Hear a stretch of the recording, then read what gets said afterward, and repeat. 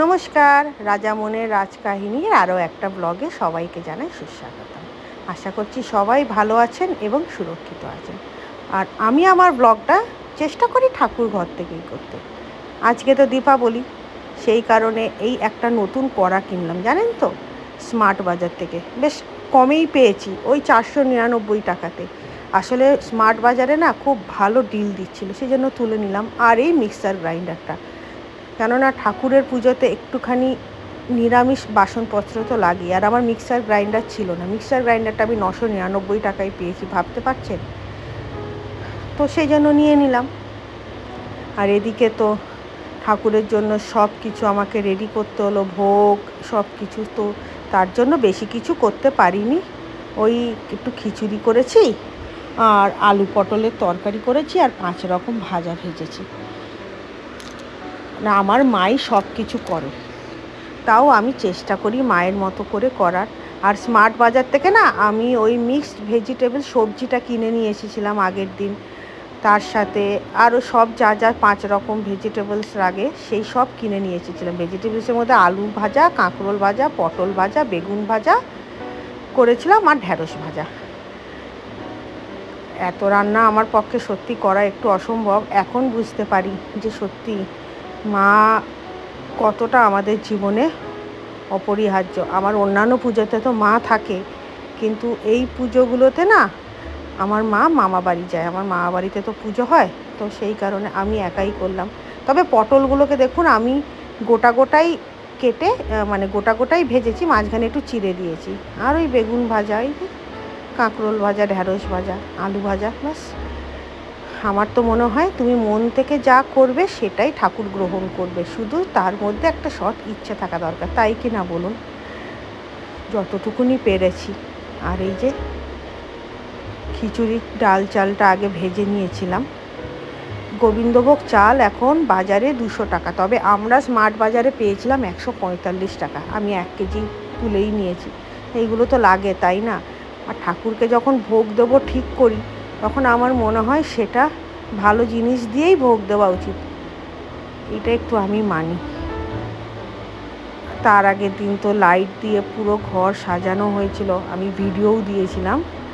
সেই জন্য একটু রাত্রির হয়ে গেছিলো শুতে, আর পরদিন সকালে উঠেছি দেরি করে। বিশ্বাস করবেন না, আমি বিকেল 4টের সময় ভোগ রান্না করতে বসেছি।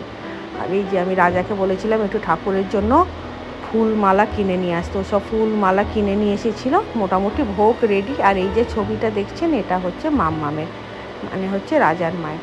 প্রচণ্ড ঠাকুর ভক্ত ছিল, তো সেই কারণে মাম্মামের ছবিটাও আজকে ঠাকুরের কাছে নিয়ে এসে রেখেছিলাম। যদিও অনেকে বলেন মৃত ব্যক্তির ছবি রাখতে নেই, তাও মানুষ মারা গেলেই কি তাকে অচ্ছুত্ত করে দেবো বলুন? তিনি তো আমার মনেই আছেন। আর এই ঘরটা আমি কিনে এনেছি এবার, যে এবার থেকে ঘটে টাকা জমাবো, আর টাকা জমানোর পরে ওই টাকা দিয়ে প্রতি বছর দিওয়ালির পুজো করব। আর এই যে কড়াইশুঁটি কিনে নিয়ে এসেছি স্মার্ট বাজার থেকে, সবজি কিনে নিয়ে এসেছিলাম, ধূপ কিনে নিয়ে এসেছিলাম, 5 রকম ফল। আর এই মোমবাতিগুলো পেয়েছিলাম জানেন, 299 টাকায়। কি সুন্দর তুলসী মঞ্চের মতো দেখতে। আর বাকি 20টা লাড্ডু, মিষ্টি। আর এই কৌটোটা কিনেছিলাম 99 টাকা দিয়ে। আর এইটাতে না আমি সব ঠাকুরের জন্য, বা আমরা তো মঙ্গলবার করে নিরামিষ খাই, তার জন্য আলাদা করে গুঁড়ো মশলাগুলোকে সরিয়ে রেখেছি।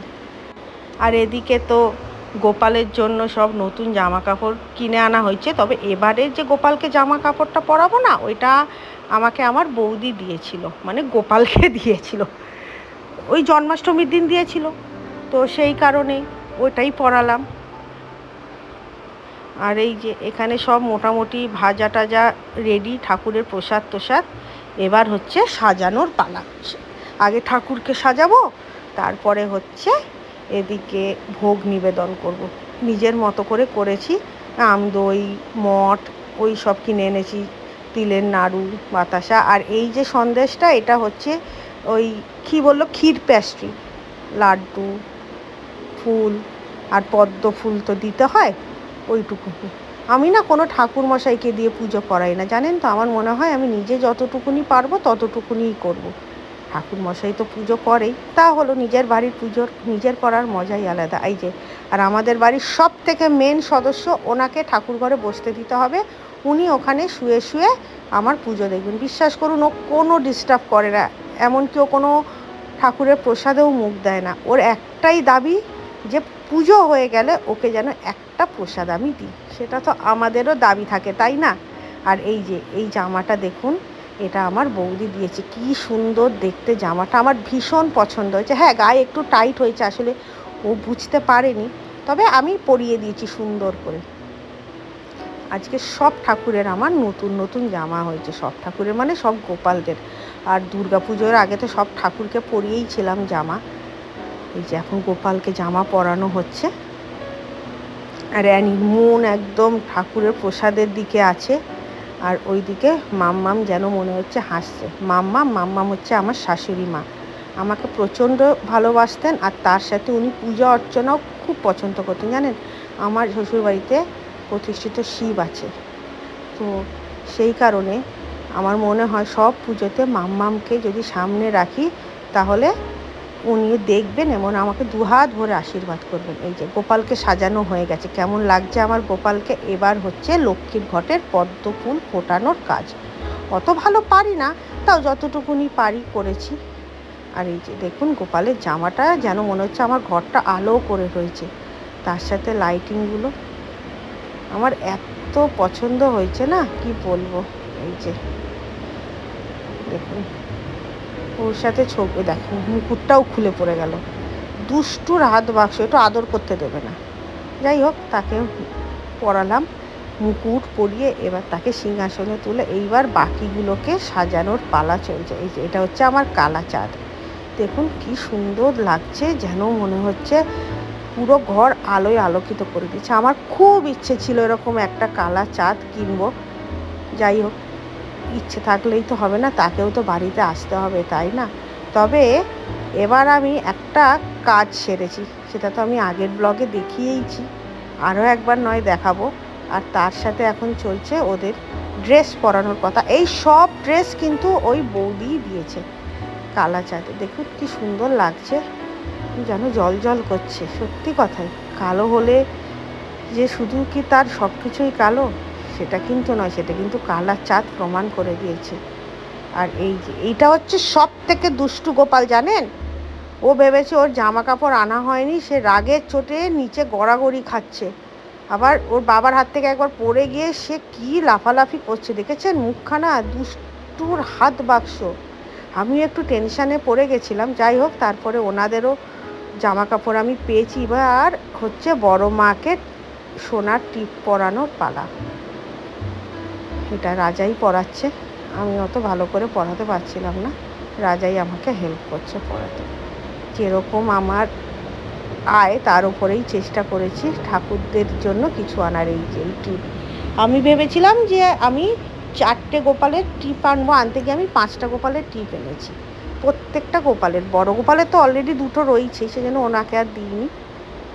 আর ওই পুচকি দুষ্টুটা, ওরও আমাকে টিপ কেনা করিয়েছে, জানেন। আর জামা তো আমি ভাবছিলাম নেই, তারপর দেখি ওর একটা নতুন জামা সাদা বেরিয়েছে। এই দেখুন, দেখুন মনে হচ্ছে না গোপাল হাসছে, ভীষণ মিষ্টি গোপাল, ভীষণ কিউট। আর শিব ঠাকুরকে এখন স্নান করানো চলছে। এই যে এটা তো আমার পারদের শিব, আপনারা জানেনই, আগের বছর প্রতিষ্ঠিত করেছিলাম, আর এবছর তো রুদ্রাভিষেক করলাম। শিবকে স্নান করানো হয়ে গেল, এবার শিবের গায়ে চন্দনের দিয়ে এঁকে দিয়ে 3টে দাগ, নন্দীকেও বসিয়ে দিলাম। আর শিবের জন্য কি কিনেছি জানেন ধানতেরাসে? দেখুন কি কিনেছি, একটুখানি ওয়েট করুন, দেখাচ্ছি। আগে জিনিসটা বের করে নিই, তবেই না দেখাবো। এই দেখুন, দেখেছেন? এটা হচ্ছে রূপোর সাপ। আমি শিব ঠাকুরকে বলেছিলাম তোমাকে আমি রূপোর সাপ দেব। সোনার তো দেওয়ার সত্যিই ক্ষমতা নেই, যদি কোনোদিনও আমার সেই ক্ষমতা হয় আমি নিশ্চয়ই দেব। সব কিছুই তো তার জন্য। আর কেমন হয়েছে আমাকে কিন্তু অতি অবশ্যই জানাবেন, আমার তো খুব ভালো লেগেছে। আর এবার হচ্ছে তাকে মালা পরানোর পালা। সব ঠাকুরের জন্যই মোটামুটি মালা নিয়ে এসেছি, আর তার সাথে হচ্ছে ওই রুদ্রাক্ষের মালা, ওইটা তো পরাতেই হবে। আর ওইটা আমার ঠাকুর নামের জন্য কাজে লাগে। দেখুন যেন মনে হচ্ছে জল জল করছে। আর এদিকে গোপালকে দেখুন কি সুন্দর লাগছে। আমাকে কিন্তু অতি অবশ্যই কমেন্টে জানাবেন কেমন হয়েছে গোপালের সাজ, গোপালদের টিপ এবং শিব ঠাকুরের সাপটা। মোটামুটি সব ঠাকুরকে সাজানো হয়ে গেছে, এবার ভোগ নিবেদনের পালা। এই যে ভোগও মোটামুটি ঠাকুরকে নিবেদন করেই দিয়েছি। বড় মাকে দিয়েছি, ওইদিকে শিব ঠাকুরকে দিয়েছি, গণেশকে দিয়েছি, নারায়ণকে দিয়েছি। আমার তো আলাদা করে বড় মায়ের জন্য কোনো সিংহাসন নেই, সেই জন্য গোপাল ঠাকুরের ওখানেই শিব ঠাকুরকে মানে বড় মাকে দাঁড় করিয়ে রেখেছি। ওই একটা চৌকি মতো কিনেছি, এই যে কোথায় দাঁড় করিয়েছি, এই যে দেখতে পাচ্ছেন। আপনারা তো চেনেন, এই চৌকিটা কিনেছিলাম পুজোর জন্য। ওখানেই তো ঠাকুরকেও স্নান করাই, সব কিছু করাই, ওখানেই সব কিছু সাজাচ্ছি। আর এই যে এখানে বাটি করে ঠাকুরের সবজিগুলো তুলে রেখেছি, মিষ্টি, মঠ, তারপরে হচ্ছে আম দই, খিচুড়ি। তবে এই যে নবরত্ন যেটা আছে সেইটা আমি না নবরত্নের সবজিটা খিচুড়িতে দিয়ে দিয়েছি, এত অপূর্ব টেস্ট হয়েছিল কি বলবো। আর এই যে 5 রকম ফল দিয়ে ঠাকুরকে দিলাম ভোগ নিবেদন। এবার পুজো করার পালা। আয়োজনটা করতেই যতক্ষণ লাগে, পুজো করতে তো 2 মিনিট লাগে। আর চারিদিকে সেই সময় জানেন শঙ্করধ্বনি হচ্ছিল।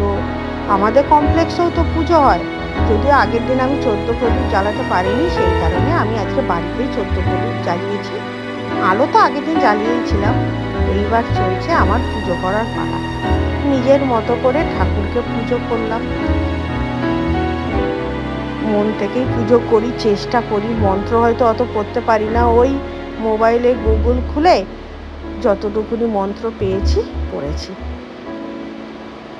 আর এইখানে বলেছিলাম না, ওই যে মাটির মোমবাতিটা যে কিনেছিলাম শ্রীলেখা, দেখেছেন কি সুন্দর লাগছে দেখুন। আর এখানে চলছে এখন আরতি।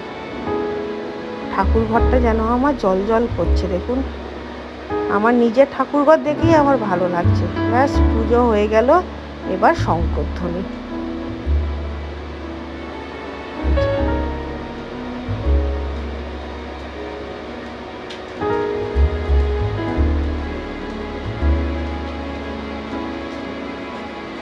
আমার তো সব থেকে ভালো লাগে